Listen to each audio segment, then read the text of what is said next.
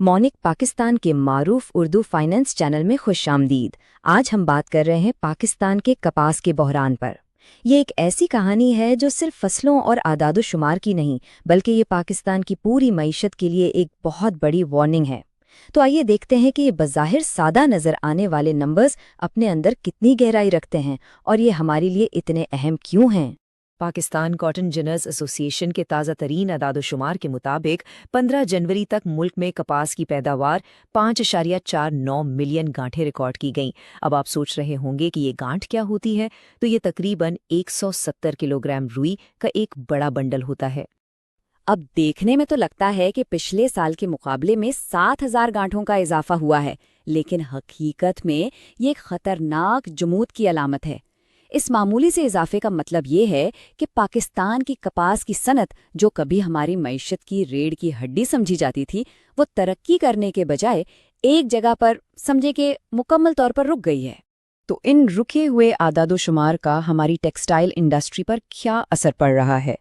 आइए देखते हैं कि ये जमूद किस तरह एक गहरे बहरान को जन्म दे रहा है, जिसके असरात फैक्ट्रियों से लेकर मजदूरों के घरों तक महसूस किए जा रहे हैं।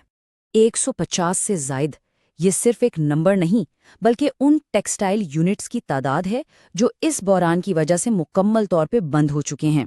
इसका मतलब क्या है? इसका मतलब है हज़ारों नौकरियों का खात्मा और मईशत को अरबों का नाकाबिले तलाफी नुकसान। और ये सिर्फ कोई तज्जिया नहीं, ये सनत की अपनी आवाज़ है।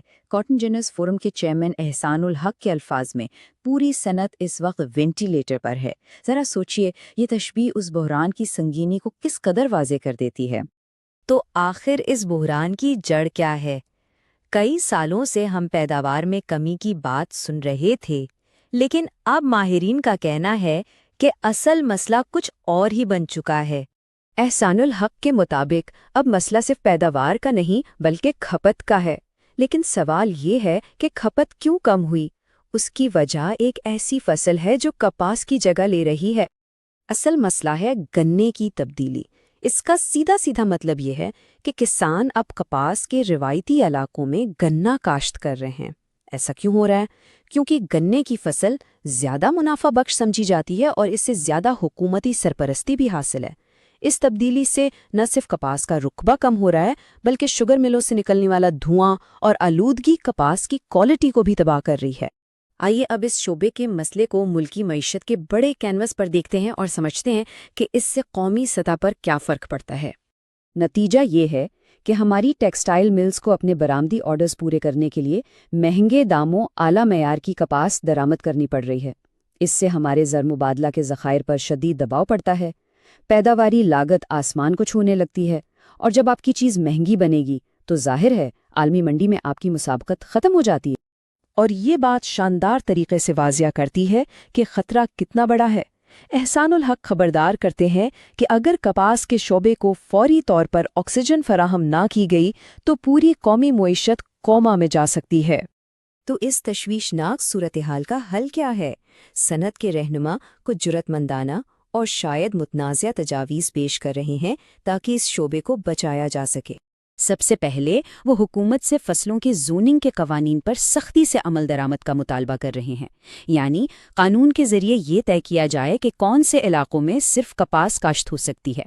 इसके साथ ही इन इलाकों में गन्ने की काश्त और नए शुगर मिलों के क़याम पर मुकम्मल पाबंदी का भी मुतालबा किया गया है।